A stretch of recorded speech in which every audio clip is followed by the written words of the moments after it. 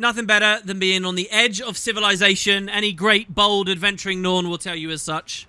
But we are kind of amongst lots of people here. The Seraph managed to make out here, despite the fact that really, this is a Badlands. And where's the nearest human settlement? Fort Sauber, here in Kessex. It's a long way away and plagued by centaurs. Hey, I mean, they're here. You might remember at the end of Season 1 as well, there was a bit of story about Marjorie's sister, Belinda, a member. And, well, maybe we'll find that she's got some impact out here as well. So first, let's just have a chat with the people before we move on in with the story and see what the main adventuring gang's got to say. Arcanist Kira. She says, I was so used to melted snow filling my boots in the Shiver Peaks, but this swamp is ridiculous. I've heard that it gets much drier on the other side of those vines. Wait, swamp? Dude, this is totally not a swamp. I mean, it's a bit swampy over here. Fine, I'll give you that. We are what they're calling the Toxic Bog. I mean, if you just thought about this place in terms of the area names, you'd think it's a lot more thick with foliage, wouldn't you? We're at the Tangle Root, which, by the way, is the name of a Guild Wars 1 area. Full map, actually, quite a large one. Toxic Bog here. And Dry Top too, as I mentioned in the previous episode. So, okay, yeah, you're down from the Shiver Peaks. Me too. Well, we can ask, what have you heard about the other side of the breach? This is what they're calling it, the breach, I guess. Our Priory team hasn't reported back yet, but our Seraph friends say the vines are also causing major problems over in Dry Top. Oh, there was also something about needing a disaster response team.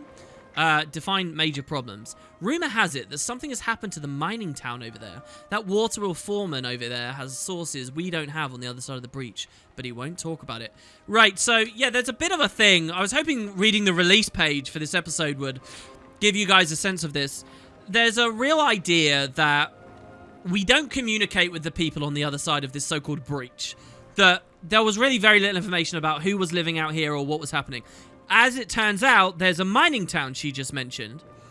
And she mentions there's been a disaster. Most of Season 2 is fully, permanently replayable.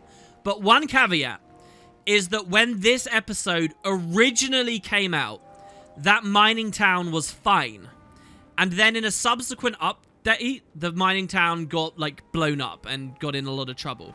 And she's talking about that later update here. Because Ulfric, unfortunately, will never experience the actual original mining town. Which sucks, but that's like one of the only times they do that in Season 2, if ever. It's right at the beginning. I know, they still had a bit of that Living World Season 1 mania about them. What can we do? So anyway, I see. Thanks very much for the information. Why did you join in the Dermot Priory, we can ask? She says, my mother was an avid scholar. I wanted to be like her, but I couldn't retain information like she did. Instead, I dedicated my life to protecting those like my mother. Interesting. Wait, so she joined the Priory specifically in a combat capacity. Scholars are lucky to have you as an ally. It's weird. I almost would expect being like a freelance bodyguard or even hell joining the Vigil or something. I mean, the Vigil are more preoccupied with the dragons, but I don't know, to defend the Priory. The idea of enlisting in a combat capacity is kind of cool. All right, this is Seraph Soldier Madison. And she says the Seraph could use your help clearing the way through Dry Top. We say, what can I do? Ah, here you go. There are 2 passages north and east. So we're on the other side. And do you remember last episode I was talking about the meta event? Well, if you look now, the meta event's actually in progress. Here you go. Passages through to Dry Top. We need them cleared. There you go. And she's talking about it. Look, I have lingered long enough that the meta is triggered. So look at this. New enemies. Now, I'm not actually going to try and fight them. I'm a little bit intimidated. Well, actually, we can. Okay, so these are Tendrils. We're going to be seeing a lot of these. What are they connected to? Why are they here? Who the hell knows? Now, there's a veteran one there that I've just sent Alson onto. And then there's a little one here that we're bouncing our axe onto. So you'll see that where we are at the start of the season, we're very strong and we'll be able to get through them fairly comfortably.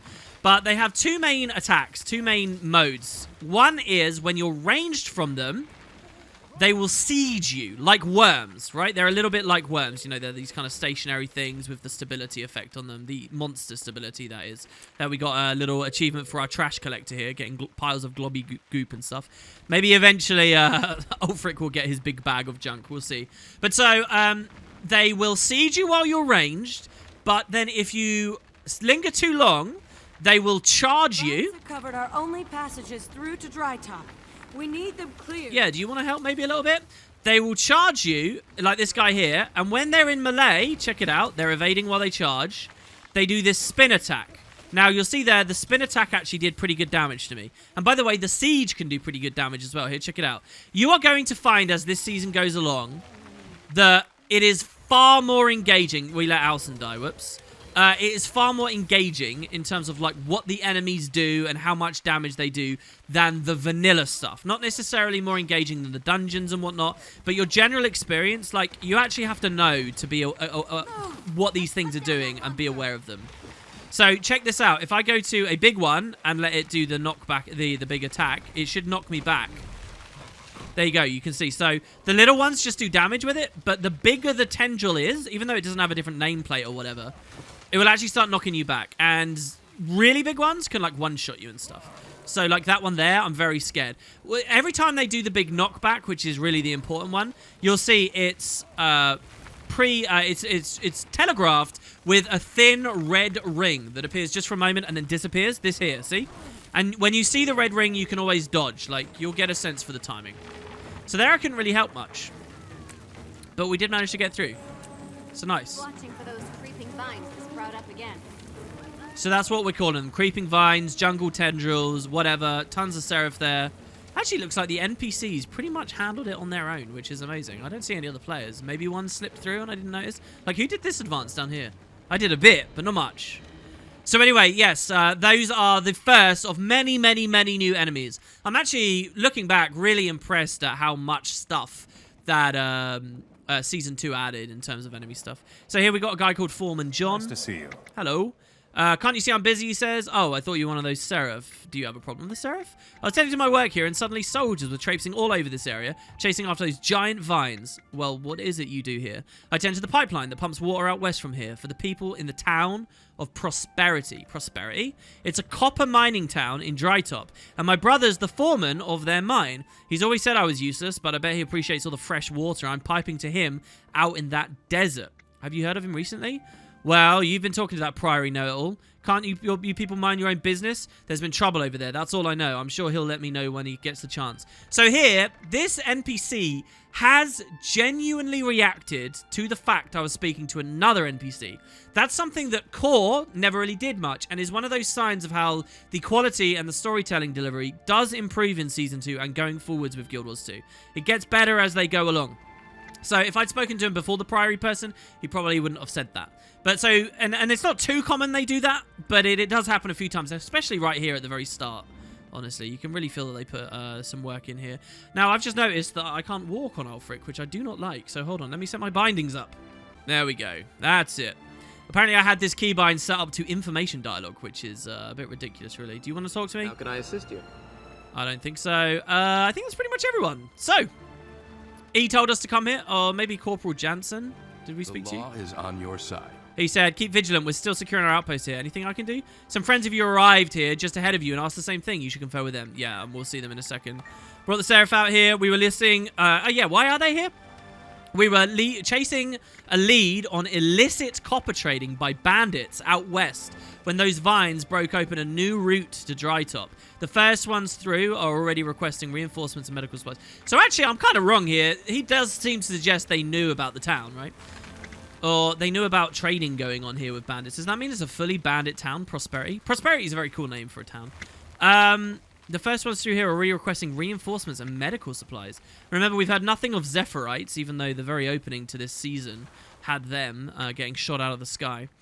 That sounds ominous. Have you heard what they discovered? No one's filed a report to me yet, but whatever our soldiers found over there clearly has them overwhelmed. I'm sure they'd welcome your help. And how do I do it? Well, just head through the break in the rock created by the vines. Safe travels. All right. Now, I think a funny thing happens. All the dialogue we just got there, you can sort of listen to the same dialogue again when we're in the instance, which isn't always what happened in Vanilla, but I think that's something that we'll see here. So we go. First instance is Disturbance in the Wildland. Every episode will have multiple instances, anywhere from 2 to maybe 5 at a peak. I'm not sure what the peak is. All right, so gather with your allies near Corporal Jansen, and now you'll see we're in our own slightly different instance. In fact, wow. It feels like the terrain changed. I guess I'm just looking at it in a weird way. Tonight, I'll take your watch so you can get some extra sleep.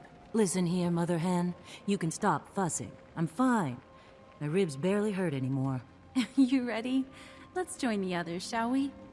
We recapped with them in the Dead End Bar recently, but Marjorie's injury there is what she's talking about on the Breachmaker that she sustained and sent Casimir berserk. What are Seraph doing all the way out here? How about we ask? Oh, look, there's the others. We'll wait here for them, then go in. How's your leg, Bram? Barely a peep from it. I got through those vines just fine. You worry about him too much. He's tough. I never said he wasn't. You thought it. What? Nothing. I want to talk to that Seraph and find out what's going on around here. This is really interesting. Seeing the gang together like this, it's got a real sense of like the good old days. As the story goes along, and believe me, I'm not going to spoil anything, things get pretty dark where they are these days with the story. It's kind of nice to see everyone together and, you know, that sense of camaraderie that we have here. And it's interesting to see what a long road these people will eventually end up traveling with us. So, yeah, let's just see what these two have to say. Casimir says, "Hey, Ulfric, we've been waiting for you. There's a group of Seraph in this old fort, and it looks like they're having some trouble. The others are on their way too." Yeah, well, I did have a little bit of a look ahead. What kind of ranger would I be if I didn't scout ahead, eh? Do you sense it? There's a hush in the air, as if all but the bravest of birds have fled the area. I don't like it. Let's go see what we can learn. Ever observant Marjorie. And we've got everyone else over here. The Trinity.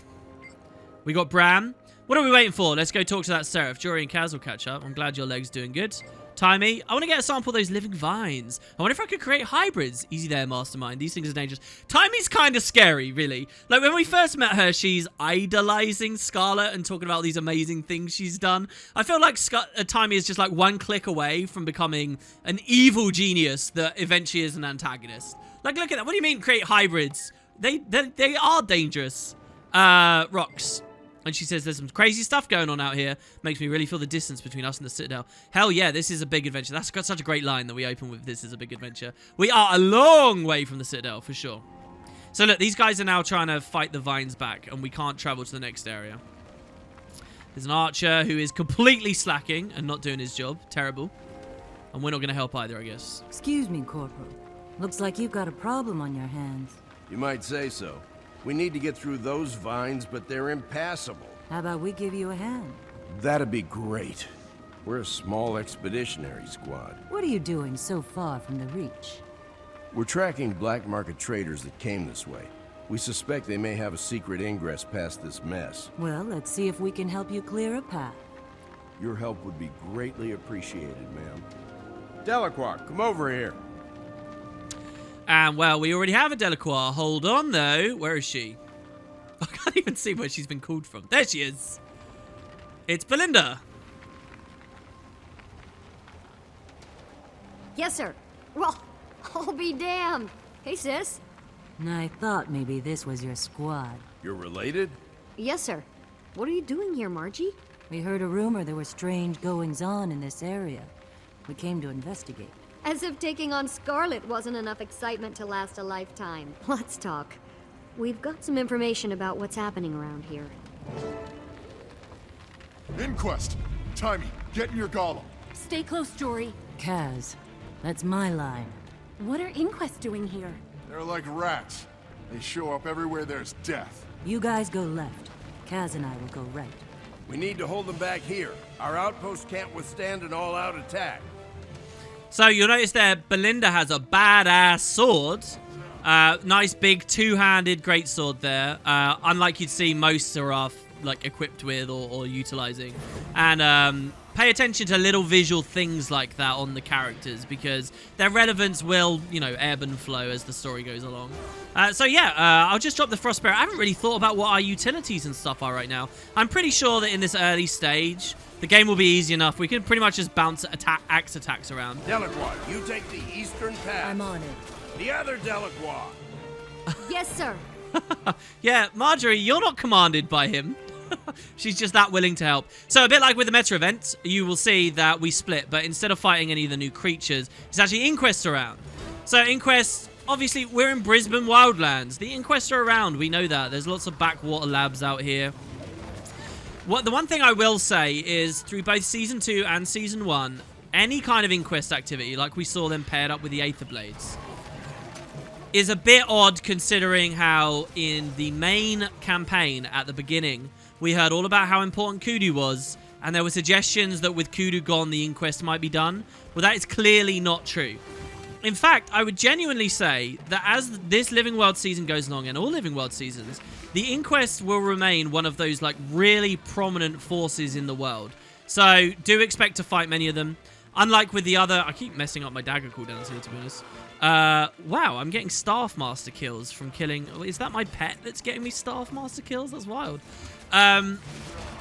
Yeah, they didn't really do much to update these guys. I mean, they have various player combat skills depending on what type they are.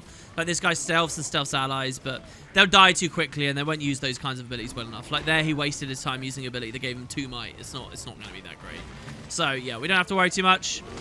We need to defend the eastern pass, and I'm at west, so everybody's probably struggling here. Let's move on over. I'll leave my Frost Spirit with them and move over here and take these guys out. So there's a well of blood from Marjorie. All the time. Let's get some barricades up. Right, so, oh yeah, you got the barricades. Now, do I manually build the barricades, or do I just defend them while they build it? I think I might just have to defend them. Wow, did you see Casimir there? So, Casimir's obviously a Mesmer. We don't really know much Mesmery stuff. We've not been playing a Mesmer.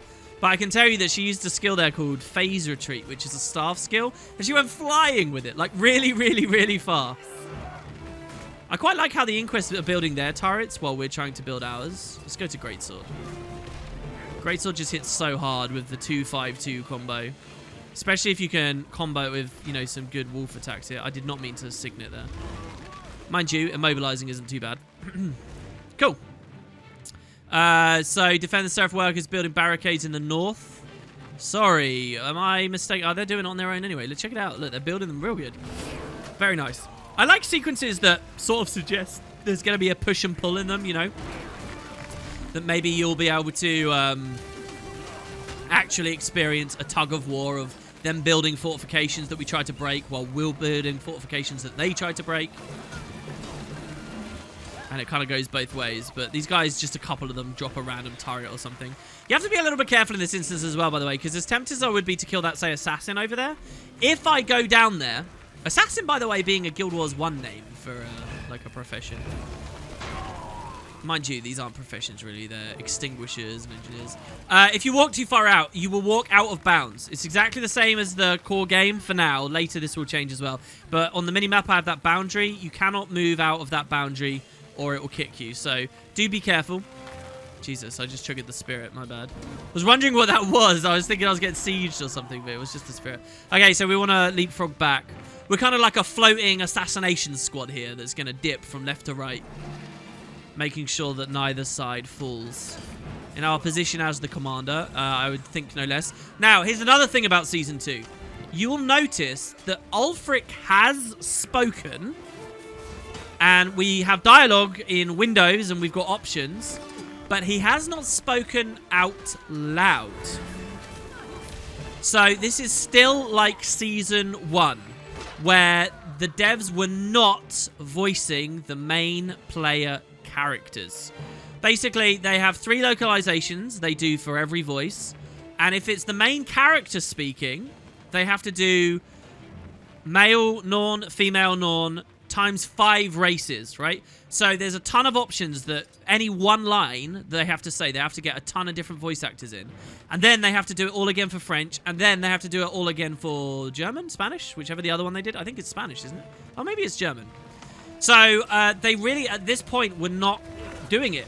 So we will hear Ulfric in combat. We'll hear him roar. We'll hear him say, you know... well, he's not a human, but maybe he would say that he could outrun a centaur. He'll say whatever Norny things. But in cutscenes, he's going to be remarkably silent. That will change as well. But not for now. It's almost one of those things that I wouldn't want to mention, just to... Because now that you've seen, now that you've realized, you won't be able to unrealize. But, I don't know. The trivia is interesting enough that I feel like I should just throw it out there. So there you have it. This boss is the first boss of Season 2. I really don't think we'll have any problems. Basically, you get all these Golemites, which I think the boss will respawn and refresh.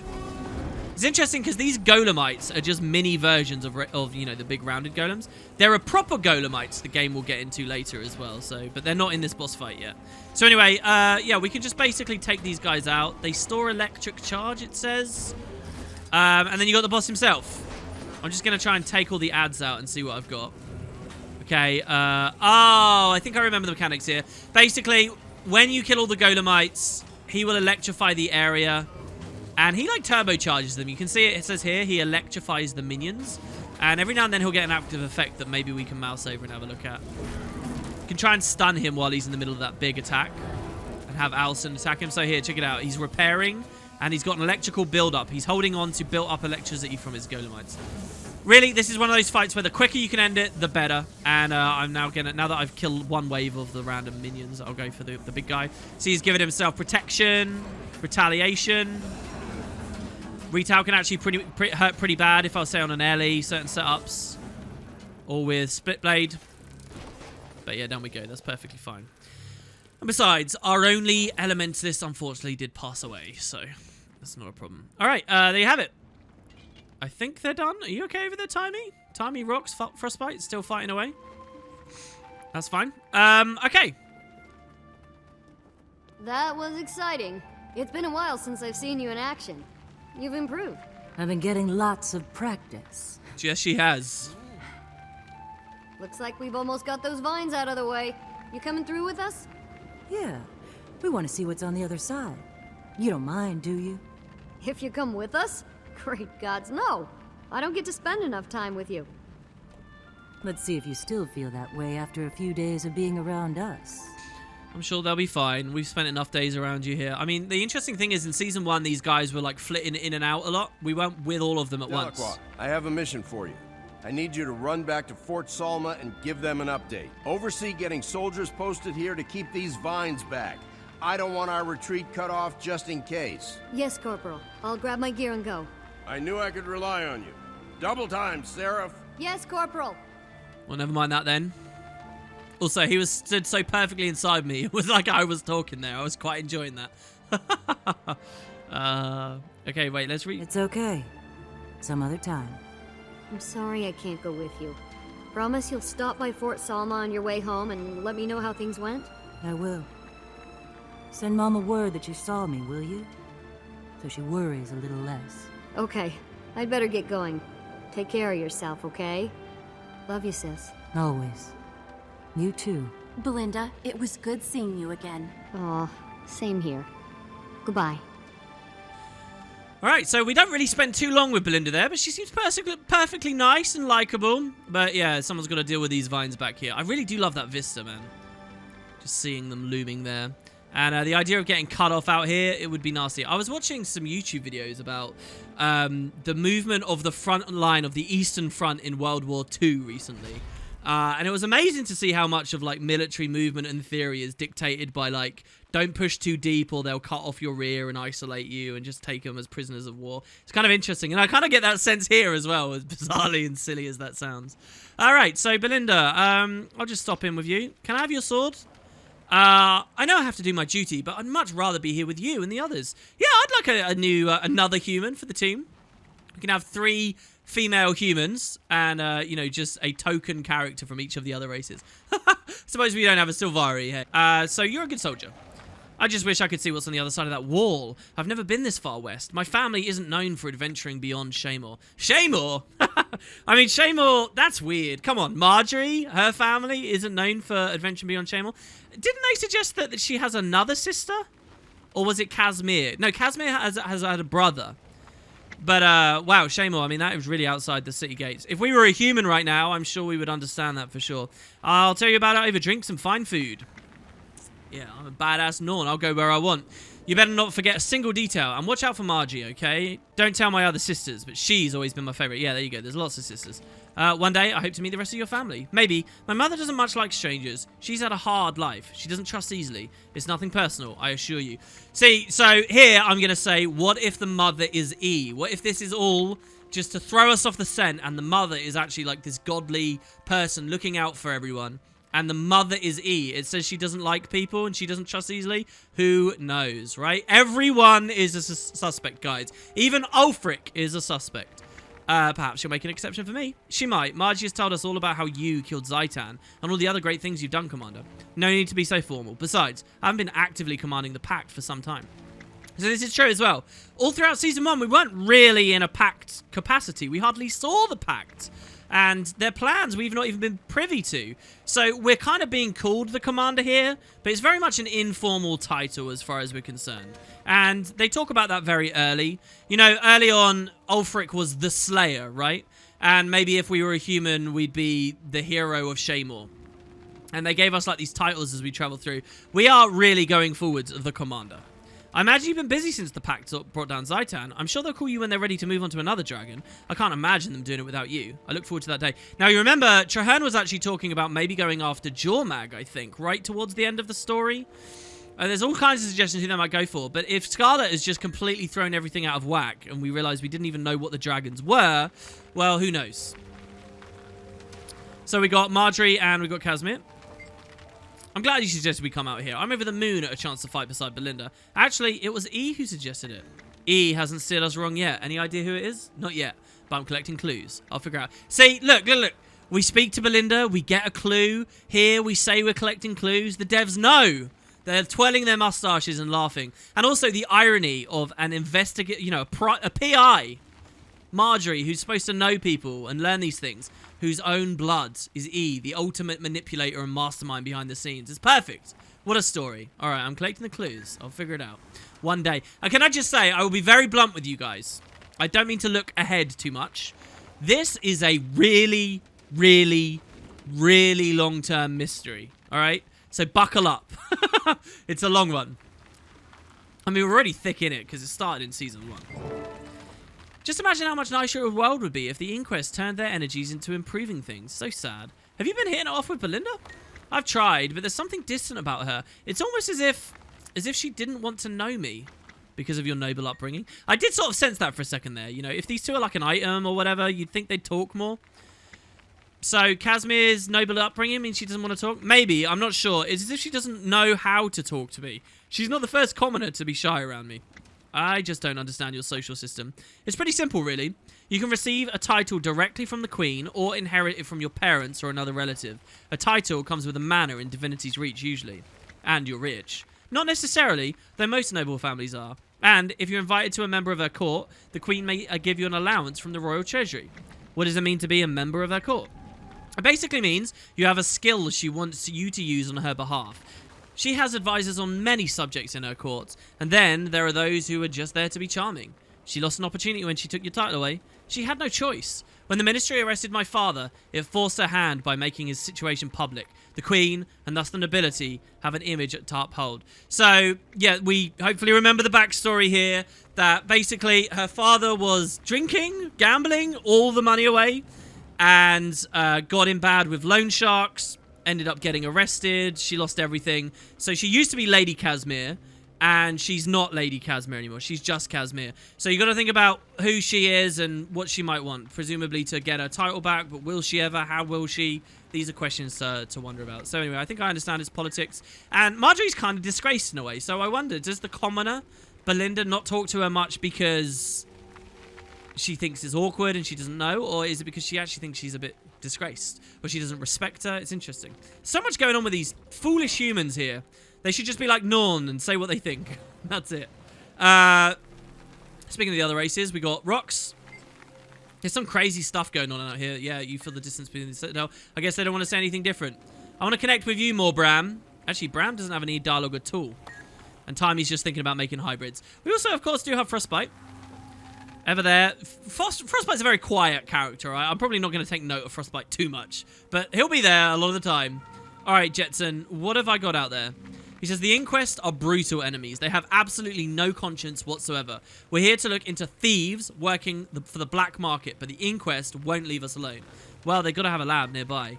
Unless this is a forward scouting group. Maybe they're looking for a location to build a new one. They're fools if so. These vines don't make this area exactly hospitable. So yeah, think about it right now. This world-changing event might be about to happen. There's all these different people on Tyria that have noticed. The Inquest are one of them. Led by who, from who, wherever. Of course they jump on it. I love the Inquest for that. Where did the vines come from? As far as I know, the land west of here has been cut off, more or less, for a long time. Here you go, see? People don't really know what's going on out there. Criminals seem to have a few secret routes to get in and out, But who knows what goes on over there? You think the vines are spreading inward from beyond the ridge? It's as good a guess as any, don't you think? All right, well, I guess we'll find out. I'm ready to explore beyond the ridge. So as we do this here, you'll see this archer is going to barrage. This soldier is going to strike. And as they do so, they will dissolve the vine away there. And, in fact, looks like they're going for it. They're heading on out. Does that mean Belinda's going to run away here? I guess not.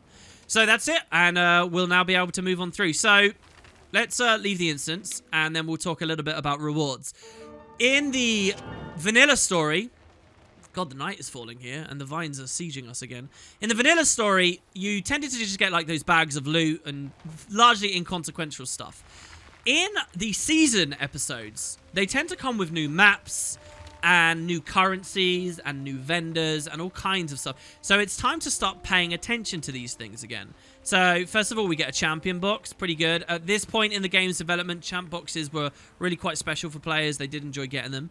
We get 5 boxes of Inquest research supplies, which I suppose we got from them. Some Imperial fragments if we wanted to do any ascended crafting. And check it out, a new item, Ambrite. So this is a new type of salvage material that was not in the game before. So I'll open these boxes. We get some trash. We get some sprockets, garments. So we get rare unidentified gear, which we can double click and see if it's better than what we're currently wearing. It's obviously not, but hey. It is condition damage, so hey, who knows. We get lots of materials, which I can just deposit. And we'll pay attention to. We might want to sell to get money for the gems next time. Like this leather here, that's definitely good. And, well, what about this Ambrite? So if I salvage this, you'll see we get a new crafting material called Ambrite. I have 0 of this. But we'll be able to spend this on things. We'll be able to craft new items and weapons and all sorts. So we can salvage that down and maybe trade for something good once we get inside. So there you have it. Actually worthwhile to look at as an achievement. Sorry, just a reward for finishing. And you'll notice we didn't get any achievements there. So check this out. Now, when we go to our achievements section, there's this big one here called the Story Journal. And at the Gates of Maguma, this is the first one. You see this huge long chain goes all the way up. Goes from red, which is core, to green, which is the first expansion, then purple, and now we're on blue. All the way down here, this is the start. And you'll see here that we need to actually finish some of this stuff to begin the achievements. This one just says, investigate the airship crash. And well, when we head on through, we find a whole new map. This is it. The first new map of Season 2, Dry Top. 5 waypoints, 22 POIs, you know, standard map completion stuff, no hearts. And we get a cutscene.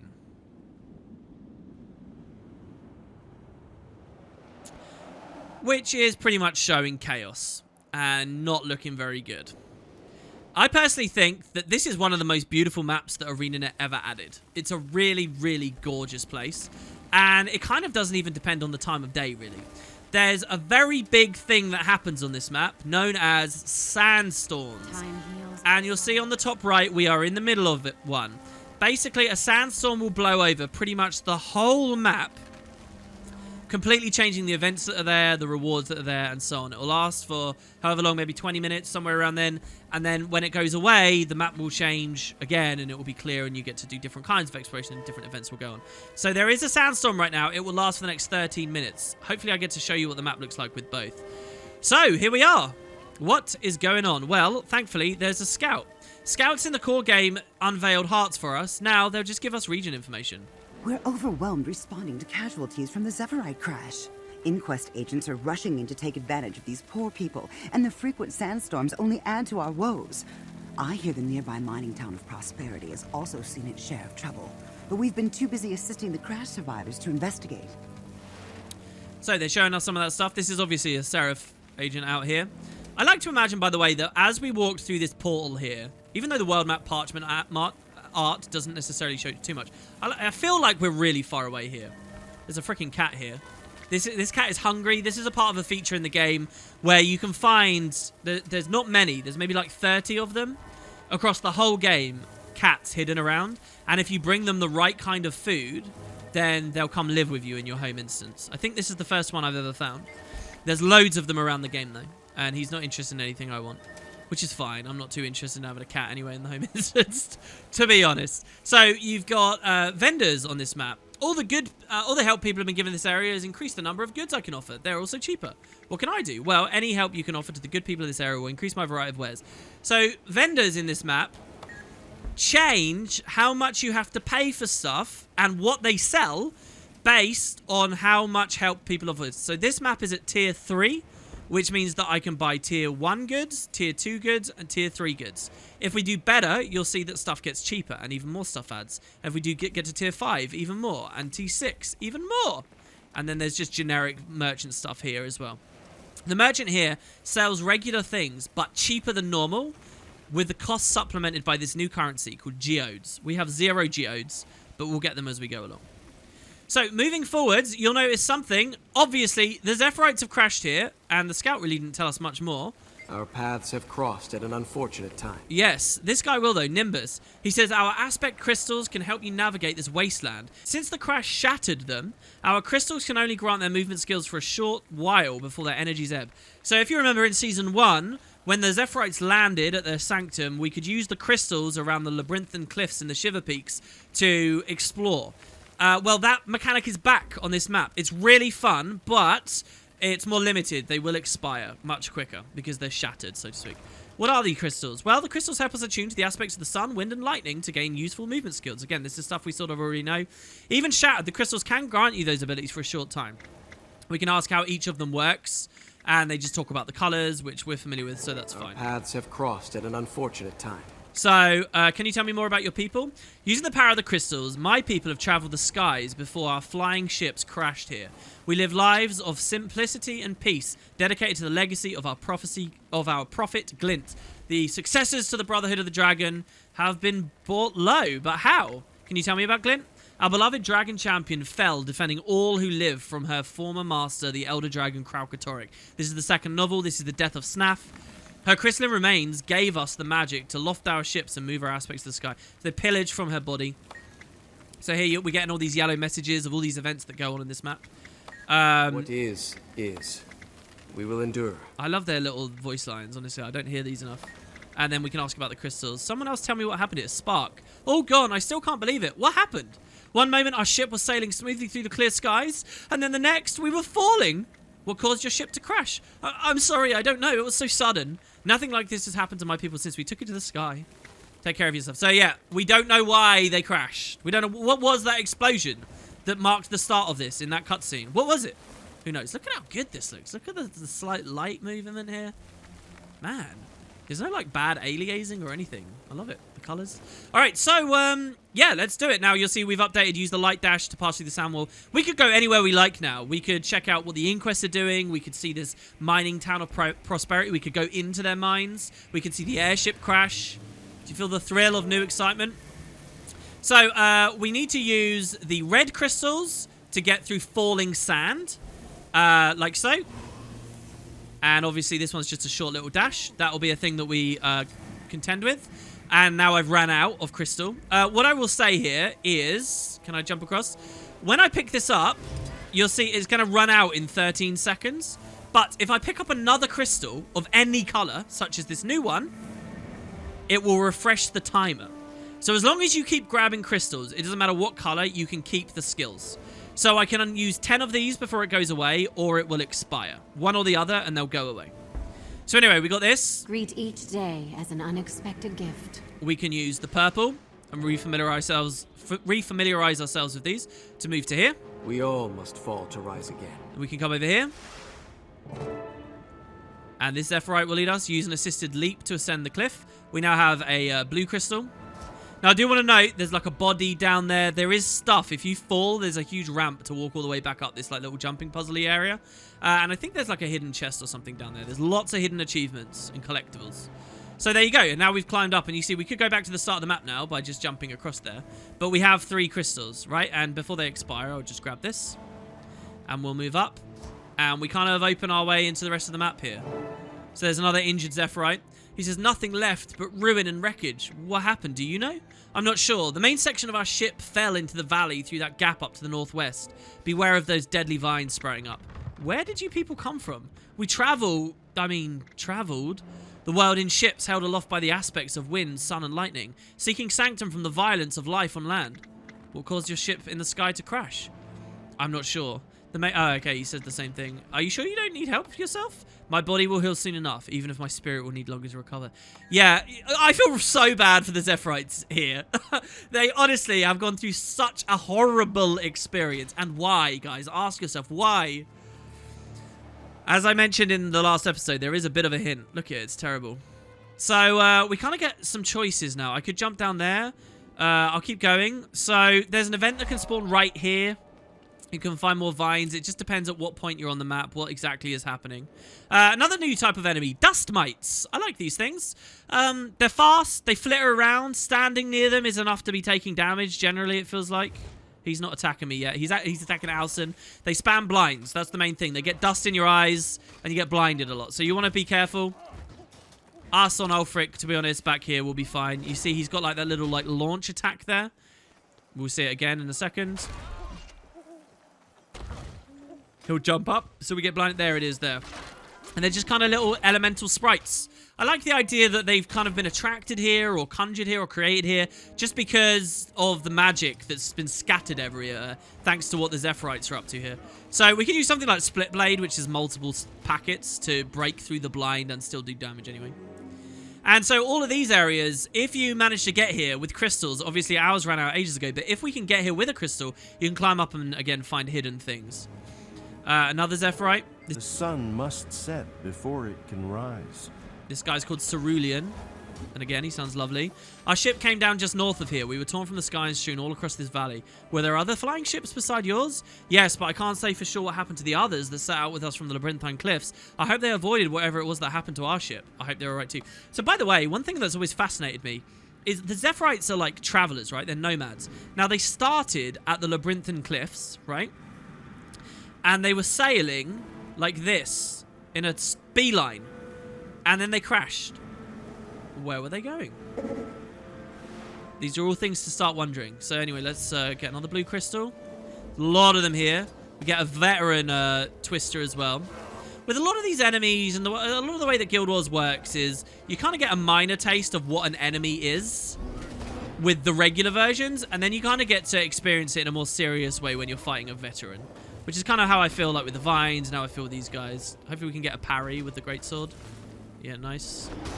You can drop down. So here, by the way, the Sandstorm, you're kind of seeing the effects of, but not too much, because we're kind of sheltered by a lot of these rocks. You can obviously see it's looking a bit messy.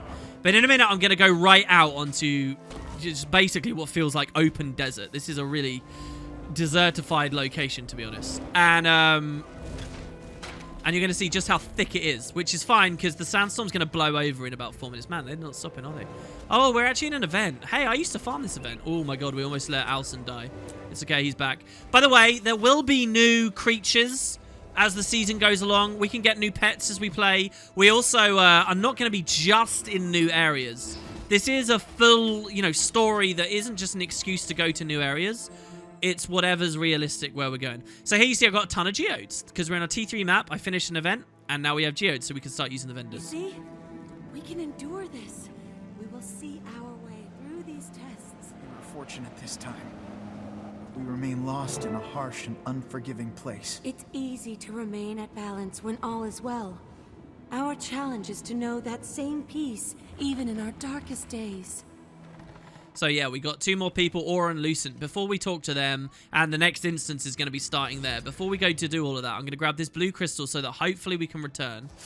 Try and make that jump. We would have died if we fell down there.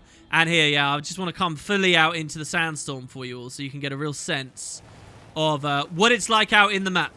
Now, the mining town is off in the distance there. You can't see it because of the sandstorm. And I am going to just continue with the story for now so we won't head on. But you can see a ton of Zephyrites and a tent that are wounded here. What a horrible place to have landed, really. In fact, maybe we can speak to some of these guys. We're very fortunate. Easy now. Better? Yes, thank you. Fortune. We came chasing a lead on some bandit traders. Just happened to break through to Dry Top when all of you fell out of the sky. Our aspects align then. There is meaning in this. If you say so, sir. Okay, lie still now. Dude, this is a good voice actor. I do not hear this guy's voice very often at all. I aim to make a difference here. Yo, I think you do. This crash situation turned our original mission here into a mission of mercy. What brought you, Seraph, here to begin with? Well, we came following the trail of some bandit copper, but we couldn't ignore this tragedy once we walked into it. Bandit copper? Once those creepy vines tore open new passage to this region. No! Please, try to relax. You're going to be okay. There was a crash. You... Can't believe he did this. We took him in. Was one of us. Did you see something? Can you describe him? Are you Wild. feeling better? Raving. And then physically, Masters couldn't my contain. heart may never stop aching for all we've lost. Try to get some rest. Sir! Wow, this guy seems to know what's going on, but he's too delirious. Once the creepy vines tore open a passage, we thought we'd found a way to trace the bandit copper flowing east into the Crichton markets. Hardly seems important now. It happened so fast. There was a flash, and then the world turned sideways. Everyone was falling. I asked Glint for a merciful end. I awoke here instead. You're fortunate to still be with us. Wow, this is really miserable. I like how fast the dialogue is popping here as well. So hold on, what does this... We still have our lives and each other. What does this female medic say? We're doing what we can for the Zephyrite wounded, but there's so many of them. Survived that crash. Yeah, she just said the same thing. Any idea how it happened? One of them was raving earlier about witnessing someone who may have caused their ship to fall out of the sky, but I can get the whole story out of him before he lost consciousness again. That's interesting. Thanks for telling. Well, mysteries to be solved. In about half a minute here, the sandstorm is going to fall away, and I really want to show you guys what that looks like. Then we'll head back up into the cliffs up there, where there was obviously another one of the blue crystals that we can grab. Should probably remember what the actual name of each crystal is. One is of the sun, one is of lightning, and one is of the sky. I guess it's the aspect of the sky we use to jump. I think that's going to be the way it is. So here, check it out. 7, 6... Have any of the Zephyrite said anything about their rituals? Rituals? No, Put why do you... those crystals up, crew. Yeah, we're going to need to know what they want done for them. Wow, they want to know what to do when Zephyrites die. And there you go, so check it out. You're in our way. I can Get word to Tangle Root. We need fresh bandages and clear water. When the sandstorm is done, the map will change. New events trigger. There's a waypoint right over here. I think I'll grab that. And I will continue along with you guys very soon on the next part. So thanks for stopping in. And I'll see you very soon for more mysteries with the Zephyrite and Dry Top. Take it easy, guys. God's what a mess this is.